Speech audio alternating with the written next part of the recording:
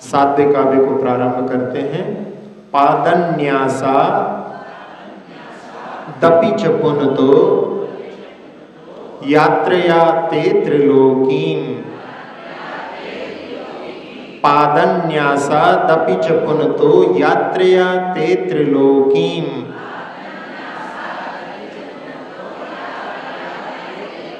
हेमाभासो भवति सुरभिः श्रीनिवासश्च पद्मः। हेमाभासो भवति सुरभिः श्रीनिवासश्च पद्मः।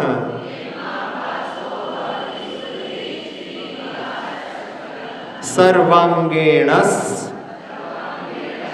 स्पृशति भगवंस त्वय्यशेषं मनो मे।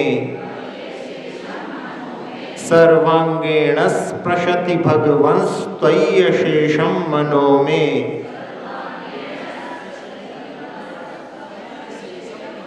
सर्वांगेण स्पृशति भगवंस त्वय्यशेषं मनो मे।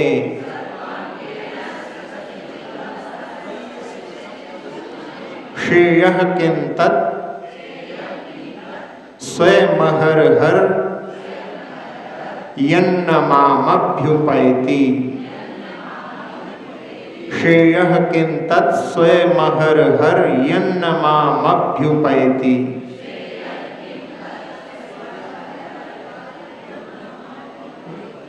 श्रेयः किंतत् स्वयमहरहर यन्न मामभ्युपैति।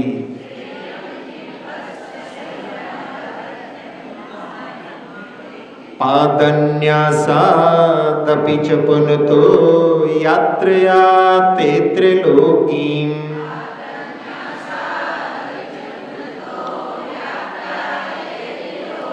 पादन्यासादपि च पुनतो यात्रया ते त्रिलोकीम्।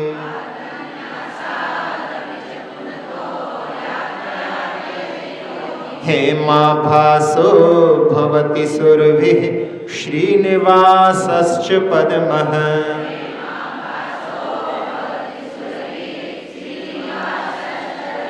सर्वांगेण स्पृशति भगवंस त्वय्यशेषं मनो मे।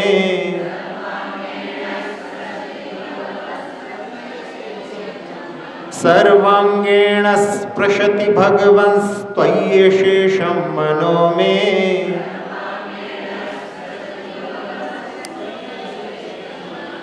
श्रेयः किंतत् स्वयमहरहर यन्न मामभ्युपैति।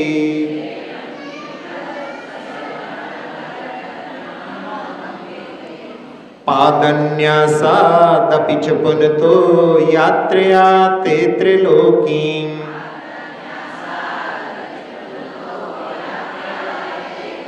हेमाभासो भवति सुरभिः श्रीनिवासश्च पद्मः।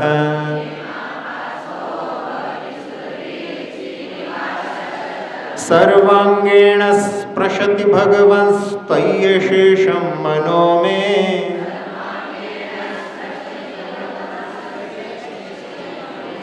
श्रेयः किंतत् स्वयमहरहर यन्न मामभ्युपैति।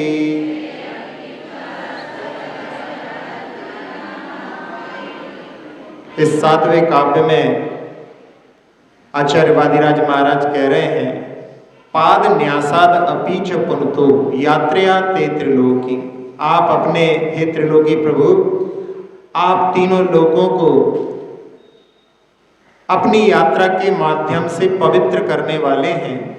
और आप पाद न्यासाद अपि, आप अपने चरण को जहां पर रखते हैं उसके कारण रखने मात्र से ही हेमाभासो भवति सुरभि श्रीनिवासश्च पद्मः। अभी आप लोगों ने भक्तामरादि में जो पढ़ा है उसमें स्वर्ण कमल की रचना चरणों में करते हैं, लेकिन यहाँ पर आचार्य महाराज अनुप्रेक्षा कर रहे हैं कि वो कमल तो साधारण होते हैं लेकिन आपके चरण रखने से वो स्वर्णिम हो जाते हैं। हेमाभासो भवति यानी स्वर्ण के आभा वाले हो जाते हैं। और कैसे हो जाते हैं? सुरभित हो जाते हैं। वो सुरभित नहीं होते, वो आपके चरण रखने से सुरभित हो जाते हैं। और श्री निवासश्च भवति, और लक्ष्मी के निवास हो जाते हैं। तो भगवान का जब विहार होता है उस समय में देव जो कमल रचते हैं वो तो साधारण होते हैं, लेकिन भगवान पाद न्यासाद अपि, आप अपने चरण को रखते हैं, उसके प्रभाव से वो स्वर्णिम आभा वाले हो जाते हैं, सुरभित हो जाते हैं और लक्ष्मी के निवास हो जाते हैं। फिर यहाँ पर अपने पक्ष को रखते हुए कह रहे हैं कि वहाँ पर तो केवल आपने चरण नीचे आते हैं, उनके प्रभाव से वो स्वर्णिम सुरभित और लक्ष्मी के निवास हो गए थे, और यहाँ तो आप अपने पूरे अंगों के द्वारा सर्वांगेण स्पृशति, आप अपने एक एक अंग के द्वारा, हे भगवान त्वयि अशेषम, शेष यानी होता है थोड़ा, अशेष यानी पूर्ण, मनो में पूरे मेरे मन मंदिर को आप अपने अंगों के द्वारा स्पर्श कर रहे हैं। फिर उसका प्रभाव किम श्रेय, ऐसा कौन सा कल्याण होगा जो प्राप्त नहीं होगा, और अहरह जो कि प्रतिदिन, जिसमें आप लोग पौराणिक बोलते हैं, अपराणिक बोलते हैं, तो उसमें अन्य शब्द जो आता है वो दिन के लिए होता है, तो अह जो है शब्द है वो अहरह यहाँ पर जो है प्रतिदिन, प्रतिदिन, दिन दिन प्रतिदिन, इस प्रकार से स्वयं नाभ्युपेति माम, यहाँ पर कह रहे हैं कि वो प्रतिदिन का ऐसा कौन सा कल्याण है जो प्राप्त नहीं होगा।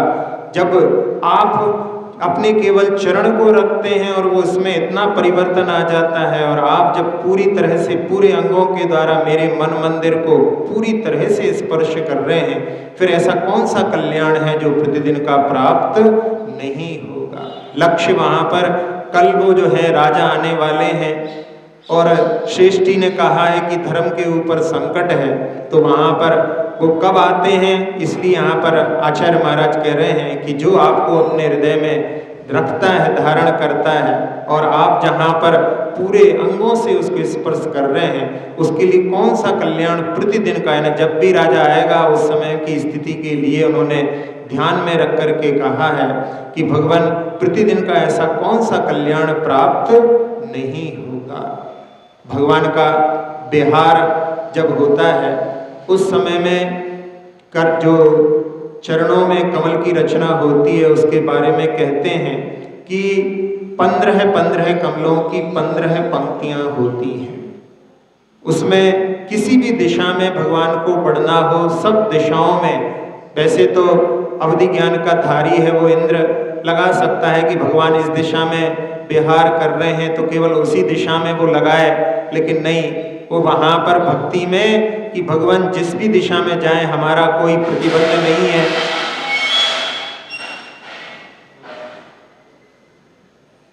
हमारा कोई प्रतिबंध नहीं है, किसी भी दिशा में भगवान जाएं, हम जो है उन सब दिशाओं में उनके लिए कमलों की रचना करेंगे। तो ऐसे कमलों की रचना भगवान के चरणों में की जाती है। जहाँ स्वयंभू स्तोत्र में आचार्य समंतभद्र स्वामी ने इस विहार के संबंधित एक मल्लीनाथ भगवान की स्तुति में वहाँ पर लिखा, भूरपि रम्या प्रतिपद मासी जात विकोशाम भुज मृदुभाषा, कि पृथ्वी इतनी हर्षित हो जाती है कि जहाँ भगवान बढ़ते हैं उस दिशा में जो है कमल अपने आप खिल जाते हैं, यानी पृथ्वी में आनंद आ जाता है।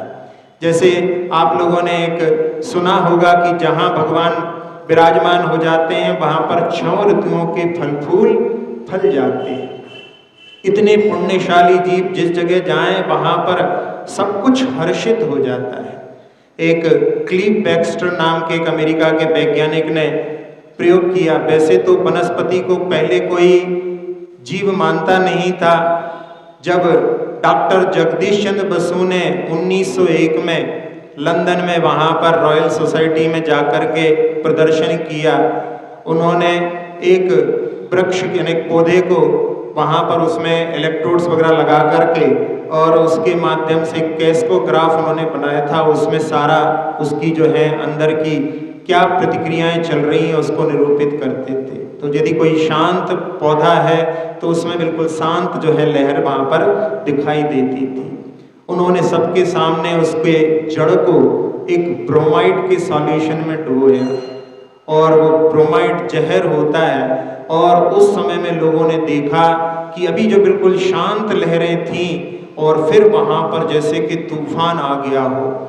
और उस समय में उस दृश्य को देख करके जैसे किसी चूहे को जब विष दिया गया हो और उस समय में वो जिस प्रकार से वो उछल रहा हो मरते समय में, ऐसी वहाँ पर लहरें तरंगे जो है उस कैस्कोग्राफ की जो सामने स्क्रीन था उस पर दिखाई दे रही थी। उसको देख करके सब लोगों ने पहली बार वहाँ पर कि वनस्पति में भी जीव होता है। तो ऐसे ही आगे अभी भी हैं एक क्लीव बैक्स्टर नाम के वैज्ञानिक, उन्होंने इस पर प्रयोग किए उस समय में कि वनस्पति जो होते हैं उनकी संवेदनाएं ऐसी होती हैं। उन्होंने अपनी दाढ़ी बनाते समय में थोड़ा सा कट लगा और उसमें चीख निकली, तो देखा वहाँ पर वृक्ष के चीख सुनकर के उस वृक्ष के लिए भी वहाँ पर जो है पीड़ा की अनुभूति हो रही है, उसमें उसके वो आ रहे हैं। और वो कहीं बाहर गए हुए हैं और अपने घर की ओर आ रहे हैं और उसमें घर की ओर बढ़ रहे हैं और उसमें जो है कोई हमारा स्वामी आ रहा है तो उसकी जो है लहरें वहाँ आनंद की लहरें आ रही हैं। जब दरवाजे पर आ गए हैं तो वो लहरें और बढ़ गई हैं और जब सामने आते हैं तो और ज़्यादा। कहने के लिए एक इंद्रिय है लेकिन उसकी भी इतनी संवेदनाएं होती हैं। उनके प्रयोग में उन्होंने इस प्रकार के कई प्रयोग किए और वो जब उन्होंने देखा तो उसके माध्यम से उन्होंने मांसाहार सब कुछ त्याग कर दिया, यहाँ तक कि जमीन के नीचे की जो चीज़ें हैं वो भी उन्होंने त्याग कर दी। और उसके बाद में उन्होंने प्रयोग किया कि उस वृक्ष के पास में जिसके पास फल लगे हुए हैं उसके इलेक्ट्रोड्स के माध्यम से देखा भी फल में वहाँ पर रेस आ रही है, यानी फल का भी वृक्ष से संबंध है। और उन्होंने उससे कहा कि हम तुम्हारा ये फल लेना चाहते हैं, उससे निवेदन किया। और उसके बाद में देखा कि उस वृक्ष ने अपनी जो चेतना को संकुचित कर लिया, उस वृक्ष के पास में जो फल के पास में जो चेतना थी उसको सिकोड़ लिया। वृक्ष में इन फल में कोई भी चेतना नहीं है, उस फल को आप तोड़ेंगे तो उस वृक्ष के लिए कोई पीड़ा नहीं हो।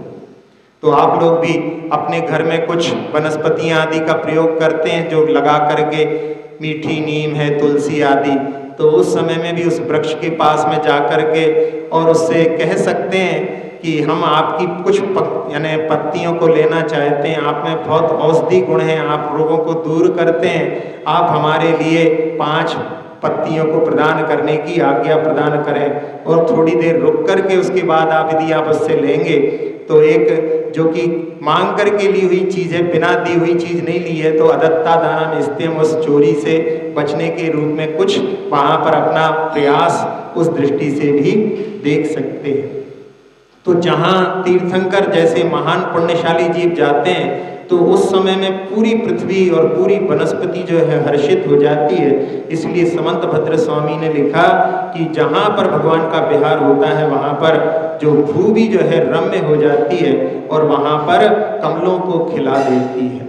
इसी प्रकार से पद्मप्र भगवान की स्तुति में भी उन्होंने चौथे काव्य में नभस्थलम पल्लव यन्निवत्तम सहस्र पत्रांबुज गर्भचारे, उस स्तुति में वहाँ पर उन्होंने लिखा कि पूरा आकाश जो है कमल के पल्लवों से भर जाता है जब भगवान का विहार होता है। तो वो भी वर्णन वहाँ पर उनका आकाश में विहार होता है और कमलों की रचना होती है, उसके बारे में भी है। और जो चैत्य भक्ति है, वैसे सारी संस्कृत की भक्तियाँ पूज्यपाद स्वामी की रचित मानी जाती हैं, लेकिन फिर भी ज्ञानमती माता जी का ऐसा कहना है कि जो चैत्य भक्ति है वो गणधर स्वामी, गौतम गणधर स्वामी के द्वारा रचित है। तो उसमें जयति भगवान हेमाम भोजप प्रचार विजंभिता, कि वो भगवान जयवंत रहें जो कमल के ऊपर विहार करते हैं और उनका प्रचार यानी उनका जो चलना होता है उसकी व्याख्या करते हुए प्रभाचंद जी ने अपनी टीका में लिखा है कि जैसे अपन लोग चलते हैं पैरों को आगे बढ़ाते हुए, वैसे उनके पैर नहीं होते। उनका जो अन्य लोगों के लिए असंभव है, यानी जंघाओं को चलाए बिना भगवान का जो है चलना होता है। तो इस प्रकार से ये कुछ प्रसंग जो है भगवान के विहार संबंधी वर्णन आते हैं। जहाँ पंडित आसाधर जी ने सहस्र नाम की टीका में वहाँ पर एक नाम की व्याख्या करते हुए लिखा कि भगवान विहार जब करते हैं तो पैरों पर चल करके विहार नहीं करते हैं, उनका बैठे बैठे ही विहार होता है, ऐसा भी वर्णन उसमें आया है। जब इन सब चीज़ों को देखते हैं, बहुत सारे मतमतांतर देखते हैं, तो उस समय में भगवान का जो स्वरूप है वो अपने लिए स्पष्ट नहीं होता। और भगवान का जो स्वरूप है, भगवान को अपन तभी जान सकते हैं जब अपन उनको उस ज्ञान के माध्यम से देखें, यानी जब तक केवल ज्ञान नहीं हो जाएगा तब तक जो है भगवान का स्वरूप जो है पूर्णतः स्पष्ट नहीं होगा। तो उस प्रकार से यहाँ पर उन्होंने कहा कि एक ही आसन में बैठे हुए विहार करते हैं। अप्रतिश आसन ऐसा करके नाम उसमें दिया है। अप्रतिश का अर्थ होता है दुख। तो भगवान को एक ही आसन में बहुत लंबे समय तक बैठने पर दुख नहीं होता। जैसे आदिनाथ भगवान को 1 लाख पूर्व से कुछ कम इतने समय तक वो समो शरण में स्थित थे, तो एक ही आसन में इतने समय तक रहने पर भी उनके लिए कोई पीड़ा नहीं होती। इस नाम से उन्होंने वहाँ पर उनकी व्याख्या की है। तो ऐसी जो है भगवान के समो शरण की जो विहार आदि होता है, भगवान का समोषण का विहार होता है कि केवल भगवान का विहार होता है। कहीं कहीं पर ऐसा वर्णन होता है कि भगवान का जब विहार होता है तो देवलोग जयकारा लगाते हुए चलते हैं और 8 प्रातिहार जो रहते हैं वो उनके साथ साथ में अपने आप ही चलते हैं, ऐसा वर्णन भी आता है।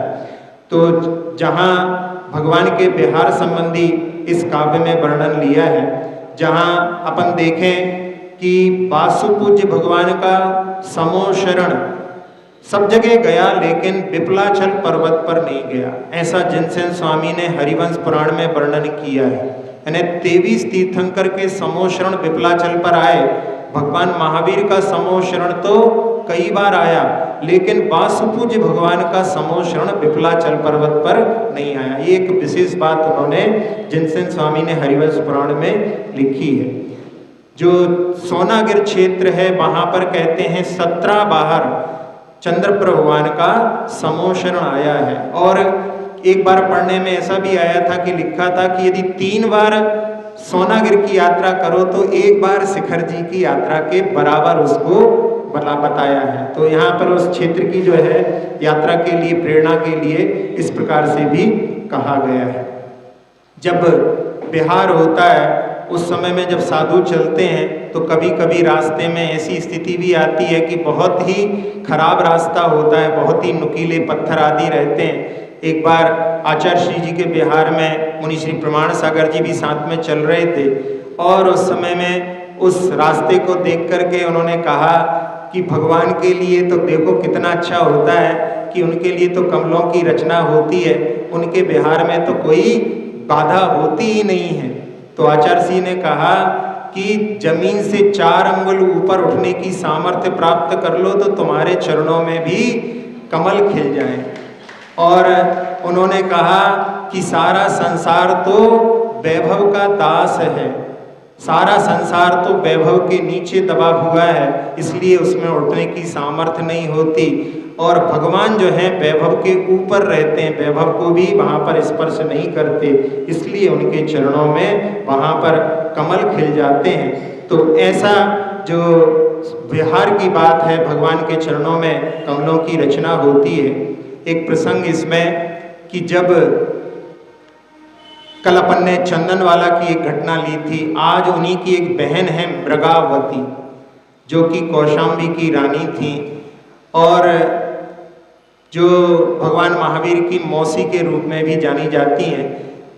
जब उनके एक चित्र को एक चित्रकार ने बना करके वो जो चित्रशाला थी उसमें उसको लगा दिया। जहाँ त्रिशला की बहन है तो कितनी सुंदर होंगी, उनकी सुंदरता को अपन उससे केवल अनुमान लगा सकते हैं कि भगवान की माता के समान जो सुंदरता उनके पास होगी। और उस चित्रशाला में जब राजा गए तो उनको उस दृश्य को देख करके ऐसे लगा कि जैसे साक्षात वहाँ पर मृगावती बैठी है।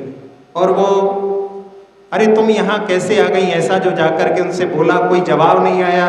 जब जाकर के उसको स्पर्श किया तो पता पड़ा ये चित्र है। यानी चित्र भी ऐसा हूबहू बना था कि उनको भ्रम हो गया कि यहाँ पर मृगावती आई है। और उस समय में उन्होंने सोचा कि इस चित्र को जिस चित्रकार ने बनाया है, उस चित्रकार ने इनको कब इतनी गौर से कितनी देर समय तक देखा होगा जिससे उसने चित्र का निर्माण किया है। तो उनको उनके शील के ऊपर संदेह उत्पन्न हो गया और उसके कारण में उन्होंने उस चित्रकार को क्रोध में आकर के मृत्यु दंड दे दिया।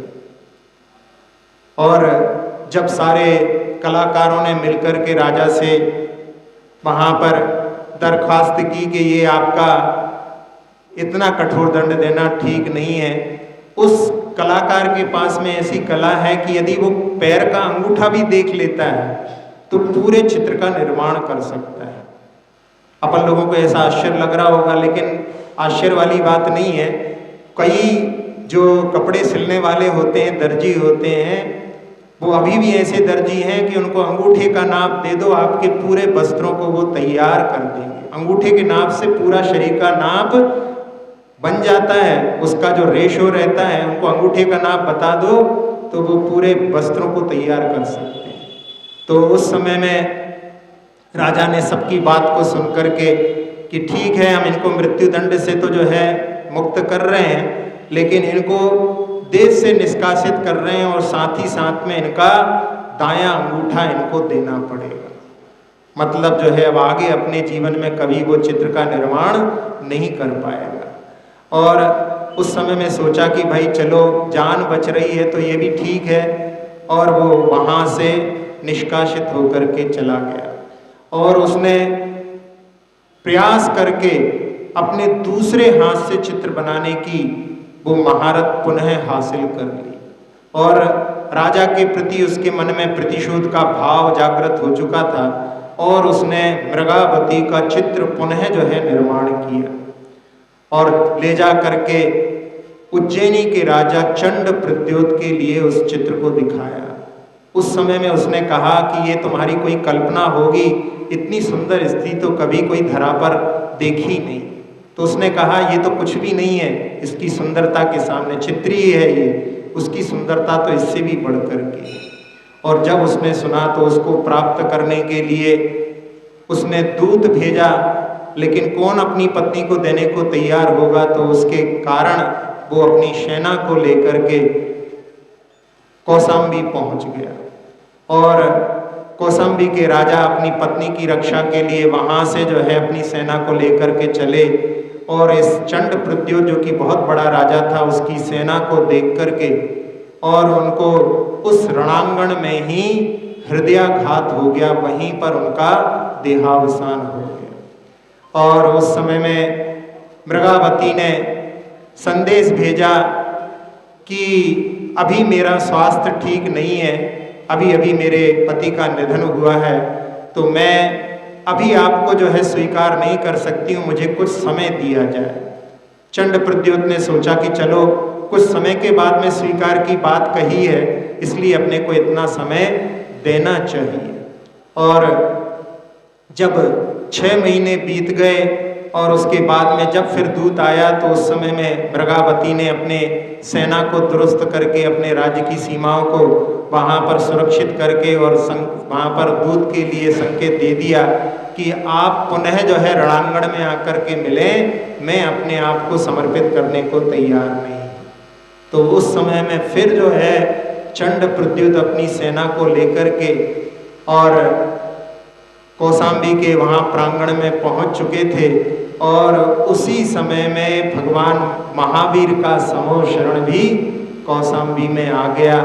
और जब कौशाम्बी में समोशरण आया तो सब लोग, सेना के लोग भी दर्शन करने गए और उस समय में मृगावती ने वहाँ पर संकेत भेजा कि हम तो जो है भगवान के चरणों में चंदनवाला की शरण में दीक्षा लेने को तैयार हैं। तो वहाँ उस समोशरण के प्रभाव से चंड प्रद्योत का भाव भी वहाँ पर परिवर्तित हो गया था।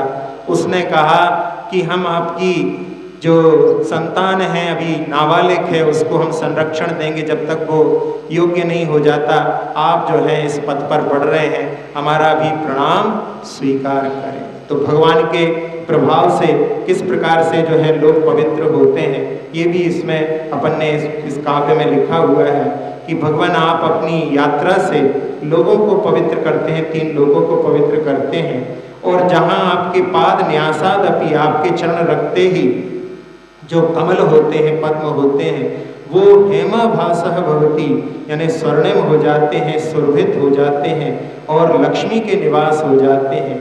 और आप अपने सभी अंगों के द्वारा सर्वांगीण स्पृशति भगवन त्वयि अशेषम मनो में, आप पूरी तरह से आप मेरे मन को स्पर्श कर रहे हैं अपने अंगों के द्वारा।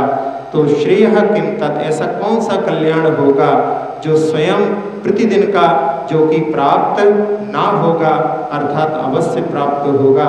ऐसे भाव के साथ में अपन इस पुनः काव्य का उच्चारण कर लेते हैं। पादन्यासादपि च पुनतो यात्रया ते त्रिलोकीं,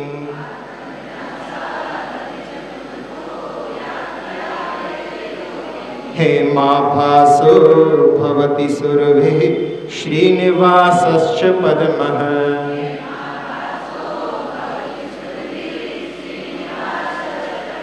सर्वांगेण स्पृशति भगवंस्त्वय्यशेषं मनो में।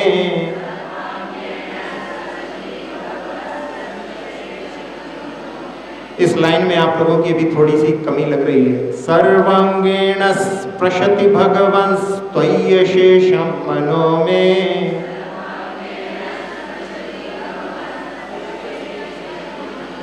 श्रेयः किं तत् स्वयमहर्हर्यन्मामभ्युपैति।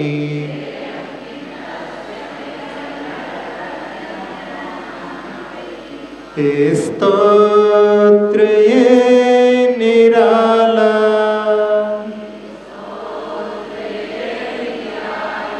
भवरोग हरने वाला, कल्याण कल्पद्रुम ये, प्रभु गुण की है ये माला।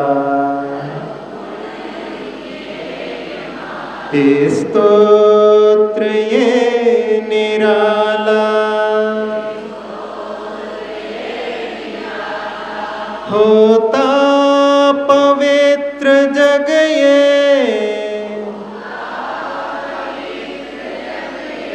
करते विहार जब जिन, चरणों के रखते पंकज, स्वर्णिम रमानिकेतन, कल्याण क्या न पाए, मन अंग सब संभाला, कल्याण कल्पद्रुम ये, प्रभु गुण की है ये माला। स्तोत्र ये निराला।